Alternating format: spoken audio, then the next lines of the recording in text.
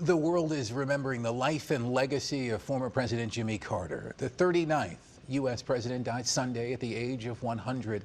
Nicole D'Antonio is in Washington with details on when and where Carter will be laid to rest. Tributes continue to pour in for the late President Jimmy Carter, his life dedicated to public service before and long after his time in the White House. He was an honest man. I think his legacy would be his honesty, his faith, and in politics, that's kind of rare today. Mourners across the country paying their respects, from Atlanta outside the Carter Center to the United Nations. I would ask all in the chamber now to rise and join in a minute of silence in memory of President Jimmy Carter. And even on the floor of the New York Stock Exchange.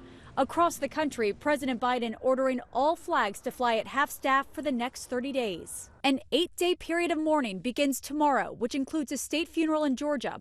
President Carter's remains will lay in repose at the Carter Presidential Center, then flown to D.C. to lie in state at the U.S. Capitol, and end with a national memorial service in Washington, where President Biden will deliver his eulogy. I, Jimmy Carter, do solemnly swear. Jimmy Carter took the oath of office in January 1977. His critics will argue that his presidency had mixed reviews with challenges at home and abroad.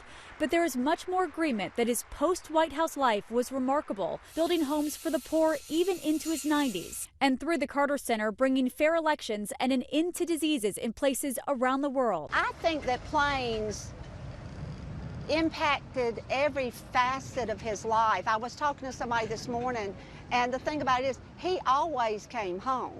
He always came home. Carter's body will then be laid to rest at his home in Plains, Georgia, alongside his wife of 77 years, Rosalind Carter. Nicole D'Antonio, ABC News, Washington.